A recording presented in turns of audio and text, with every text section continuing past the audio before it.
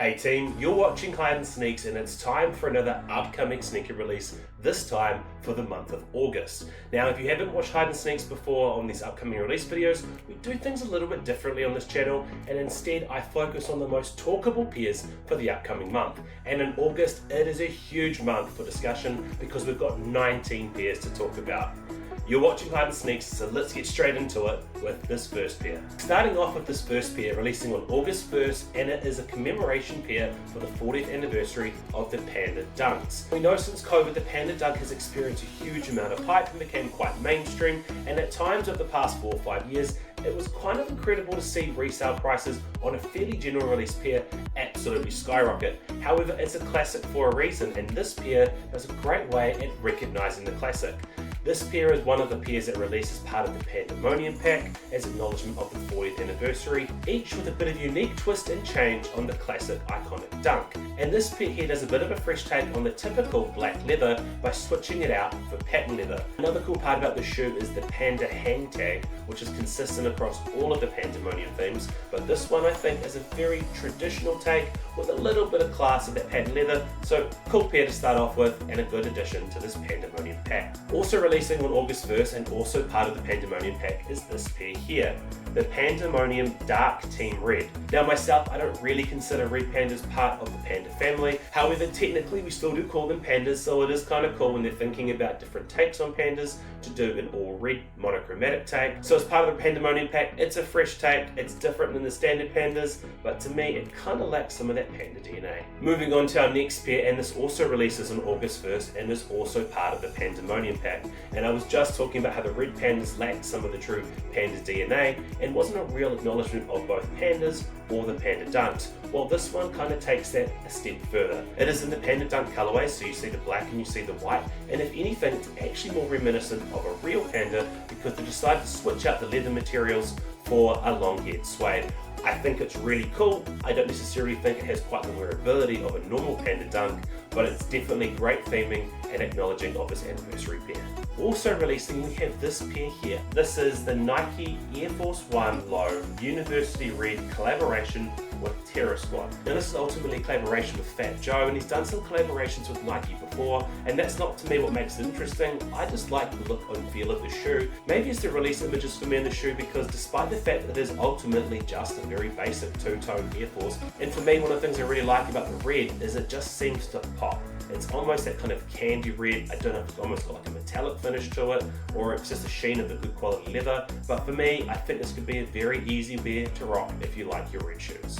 Moving over to August 2nd, and we have another collaboration with Nigel Sylvester. Now Nigel Sylvester did a pretty big drop this year in his collaboration with Jordan on the Jordan 4 Brick by Bricks, so it's only fair that he does another powerful collaboration, this time his first time on a Jordan 1 Low. Now the materials in this pair look incredibly solid, and it continues on his idea of evolution and building on things. This pair's called Get Better With Time, and it's all about that hard work building on your grinds. Now there's a few creative nods that I'm a little bit mixed on, one of them being the deliberate decision to pre-distress the shoe, similar to how if you were wearing it for BMX, you would scuff up the toes and the heels. Now normally I'm a real big fan of creativity and a real big fan of theming, but I just don't really see the point of using good quality leather and then pre-distressing it. So it is a little bit gimmicky for me. I need to see some more images or see it in hand to really make that call, but I'll probably do a release video on that. But for now, let's talk about this because of course it was such a big drop his last pair, so everyone's going to be looking to see how he does on an Air Jordan 1 Low. Continuing on August 2nd, and it's crazy to think that I've got so many pairs to talk to, only 2 days in this month,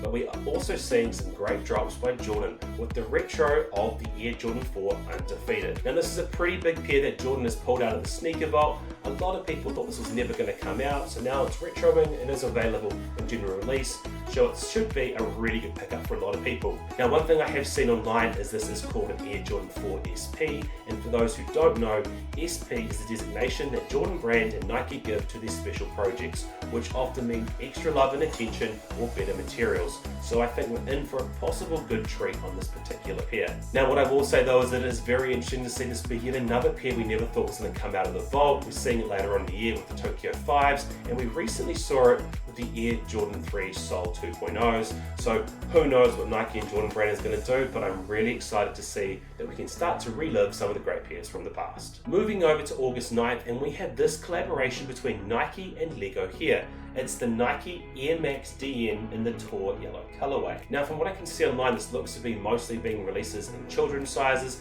so it's really quite positive to see another cool collaboration pair. Lego's done at this point a lot of collaboration pairs with the likes of other brands. They've done stuff with Nike, Jordan, Puma, Adidas, so it's quite cool to see it done on this particular model. I think the yellow in itself looks really playful and fun, and when I actually look at the shoe, it does kind of look almost like a piece of Lego with the way it's got the heel unit at the back and the air bubbles. So I do think this is quite a cool collaboration for the kids, and it looks like it might be one of many coming out. So they're starting with yellow, and there are other bricks that you tend to like, and for me, when I think of Lego, I think of blue for some reason. There are supposed to be some more that are coming out. Don't know if it's this month, but let's stay tuned. Moving on to August 10th, and we have this denim pair of Air Jordan 4s releasing for women. Now I've seen it called the Air Jordan 4 Denim, I've also seen it called the Air Jordan 4 Warm Blue, but regardless, it's another cool entry into a denim sneaker on the Jordan 4. Now a lot of us would have seen some leaked images about this about a year ago, so when it was announced there was another Levi collaboration coming out this year with those leaked images and the history of the Jordan 4 on denim, I think a lot of us kind of connected the dots, but it's kind of funny to think this is actually not a collaboration pair. I think this is a really cool pair. Gutted to see it's only a woman's release, but as we often see with denim shoes, it ends up being a really cool piece online for customizations. So let's see what cool stuff comes up on our For You pages. Releasing on August 15th, and we have this pair here, the Nike Air Force in the nicknamed Invisible 2.0 colorway. Now for those of you who can remember, and you can kind of see a nod of this in this shoe, there was actually an Invisible 1.0 that released back in 2006. Now it wasn't the official designation for this name, I think it was because it released similar around the time of the Fantastic Four movie, and there was a little bit of a nod, and we're kind of seeing that again here, but this is a bit of a rejig of that same logic. Now the reason it's called the Invisible Woman, or at least is nicknamed that, is because they switched out on some of the leather panels for a see-through PVC-like material. Now we've seen before that both Nike and Jordan are now open to the idea of doing 2.0 versions of their shoes, where they take the general gist and do a little bit of a switch up. There is a big difference, I think, with the paneling that they've chosen to switch out the invisible panels for on the 1.0 versus the 2.0. I think the timing on this 2.0 is fantastic, that it lines up with the Fantastic Four movie, so that's a bit of consistency between that and the 1.0. But if anyone has seen or worn one of these shoes, you know one of the horrible side effects of their see-through material is they absolutely become like a pressure cooker, and it becomes a disgusting thing where you just see all these sweat droplets in the shoe. So in terms of being creative, absolutely cool. In terms of being wearable, not at all. But we've got to discuss it because it is quite cool to see, again, Nike digging in that bowl, even though sometimes some of those things should stay there. Also releasing on August 15th, we have another fantastic Foamposite colorway. Now it should come as no surprise, I'm a big Foamposite fan on this channel. I've got a friend John, he's a big fan himself, and my dad is also a big fan. But one of the hard parts sometimes is finding these wearable colorways. And this pair here, the Nike Foamposite Cough Drop Retro, I think is a great pickup because it is incredibly wearable. This isn't the first time I've seen this shoe. It first released in 2007, we got a retro 2010, and it's been quite a long time since to get it now in 2025. It's got a bit of a combination of the two. It looks to have picked up the general look of the 2007 pair, the translucent sole of the 2010 pair, so I think it should be a pretty good pickup. But again, Foamposites are very hard to pick up, especially in bigger sizes, so I'll be definitely looking forward to doing a review if I can get my hands on this one. Moving over to August 16th, and we have the release of the Air Jordan 12 in the French blue colorway. Now this is a pretty awesome shoe. I think it's one of the more wearable Air Jordan 12s that we've had, and it has been quite some time since we last saw this, all the way back in 2016. Now as far as shoes go, Jordan obviously has so much history behind a lot of his pairs, but I think one of the things that's really cool about this particular pair is it's actually linked to some other great NBA greats. So we think about Kobe, when Kobe was in his free agency sneaker times, this is one of the pairs that he wore, the Air Jordan 12 in the French blue colorway. It was also the pair that Carmelo Anthony wore in his first rivalry game when he joined the NBA League against LeBron James. So there's some really cool history behind the shoe, but all in all, it's a fantastic Air Jordan 12 that's incredibly wearable. Now the one thing I will say though is Jordan's released some amazing Air Jordan 12s in the past few years. I think Jordan brand is starting to run out of some of their good Jordan 12 colorways. We had the mellows, the playoffs, the cherries, or the taxis later on in the year. So to see the French Blues added is fantastic as a collective perspective, but I do think it indicates there'll be a little bit less Jordan 12s releasing over the next couple of years.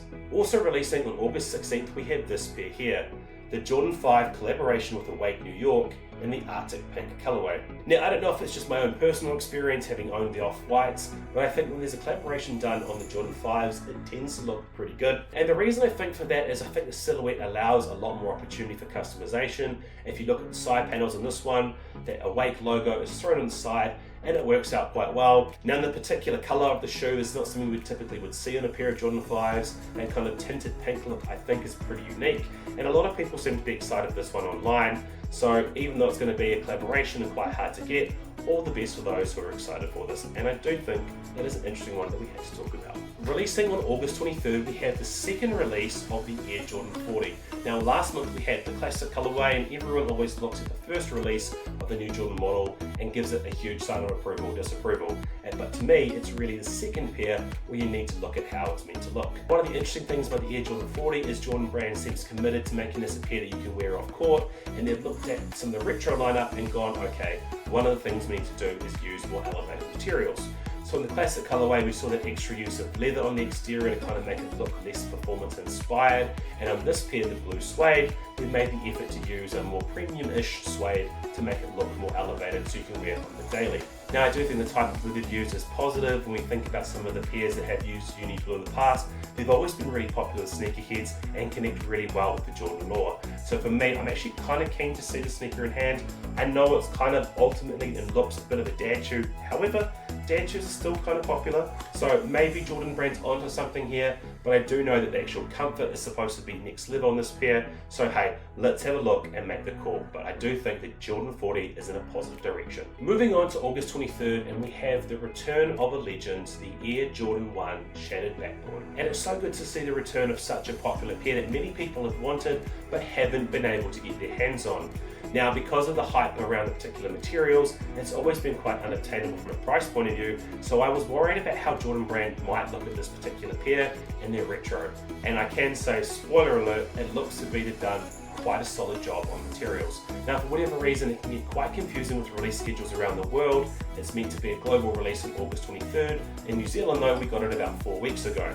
I don't know why that is the case. Now, one of the things that's quite interesting about this shoe is it does seem to be quite easy to get your hands on. I don't know if that's a drop in the Jordan 1 hype, or if people just don't seem to feel as strongly about the Shattered Backboard retroing. But I've got friends who are big foot sizes, like 14s and 15s, who were able to get their pair about a week after release, which is pretty uncommon for a normally hyped retro model. Moving on to this next pair, and it seems to be that there are so many great Air Force Ones dropping in the month of August, including this collaboration here with Kobe and Nike in the Court Purple colorway. Now, last month we saw a collaboration with Nike and Kobe on an all-white Air Force, which had a snakeskin upper and some of his details like the Mamba logo and his 24 and 8 number respectively on the shoe.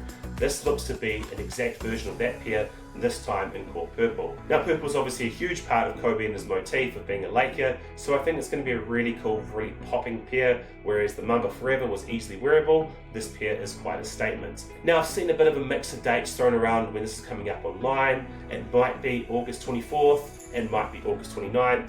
My personal gut instinct is I think it might be August 24th, purely because that's Mamba Day, obviously being 8 and 24, his two playing numbers. So for me, I think that's probably your best chance to get your hands on this. However, I don't know if this is going to be a limited release, unless they're planning to do this in a number of different colorways. Moving over to August 29th, we have this next pair here, the Nike Dunk Low Crocodile. Now, we've just had a look at a black mamba and snake inspired pair, and this pair is inspired by crocodiles. Now, I don't know the full story behind this pair, but if I had to make a bit of a guess, it does look to be that it's inspired by obviously crocodile leather and kind of making a nod to that crocodile leather and leather goods in terms of that higher, more aspirational kind of take. I do think it's kind of interesting to see. We don't often see crocodile kind of used as a material, even as a textured element on Nike pairs, but I do think this one is a bit fresh, but interesting, and does seem to line up with this next pair that we're going to talk about. That next pair also releasing on the same day, August 29th, is this pair here, the Nike 1 Low No Swoosh Ice Blue Python colorway. Now maybe there's an exotic animal theme going on here, but I think it's quite interesting they released on the same day. Now one of the things I did point out on the last pair by the Crocodile Dunk was obviously Nike is trying to do something around making their look and feel on the shoe feel a little bit more elevated, and I think that is a little bit more consistent here with the deliberate use of the Jordan 1 Low in the no swoosh version. Obviously trying to make it feel a little bit more elevated and less sort of performance sports inspired with the inclusion of the swoosh. I do think another thing as well, and we've seen this before with a lot of famous sneaker customizers, is they tend to use Python leather as a way to elevate materials. So I think Jordan's cutting out the middleman and applying that kind of look of Python leather to their own pairs to make it be a bit more of a wearable pair that people can use on the daily. So I think it's quite an interesting direction, so let's see how it plays out, because if it does play out and it is popular, I'd be very keen to see this in some more traditional colorways like your whites, blacks and browns. Moving on to our final day of the month, August 31st, and we've got the retro of this pair here, the KD4 and the Gold Medal.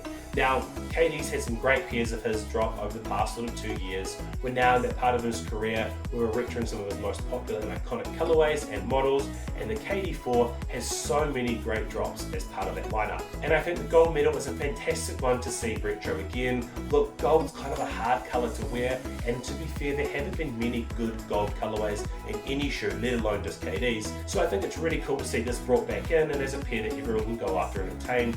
Now, unfortunately, they don't do what they do with Kobe's on KD's, and they don't do a retro lineup. I wish they did, because that would make them much more better to play in. That said, looks over function, it's still an incredibly cool pair and reminiscent of the time when people wore performance sneakers off the court. And you've got to acknowledge that KD shoes still look good and hold up after all these years. Moving on to our final pair, also releasing on August 31st, and it is also another Air Force One and another Kobe collaboration. This time it's a collaboration between Nike, Kobe and FC Barcelona. Now I'm really surprised to see a pair released that's a Kobe Air Force at the same time we're having another Kobe Air Force which is also purple releasing. So I don't know if this is going to be hyper exclusive or it's meant for only players, and we've seen leaked images online, but I do think personally this pair is a little bit more wearable and stands out a little bit more than the other pair. Just that inclusion of the black swoosh and some of the black details does make it pop. Yes, it's probably not as Kobe Mamba oriented, but you've got to admit this shoe definitely makes a statement. So if you missed out on that last one a couple days earlier, this is your opportunity to pick up another all purple Kobe Air Force. Well team, that's game time. We've made it to the end of the month, and as you can see, August has a lot of pairs to be chasing. Now, those are the 19 that I identified that I thought were some of the best pairs, but if I've missed any, please let me know in the comment section below which pairs I have missed and which pairs you'll be chasing. Now, every month I pick my top 3 pairs I'll be chasing, and for me, it's going to be the Jordan 1 Chatted Backboards, which I've already picked up, the Foamposites in the Cough Drop colorway, and probably got to go for one of the Kobe Air Forces. I'm thinking, if I can, the FC Barcelona pair is probably my pickup. Let me know if there are different ones you're chasing this month. I'm really keen to see that in the comment section below. In the meantime, feel free to like and subscribe. Thank you so much for watching, and good luck with your August hunts.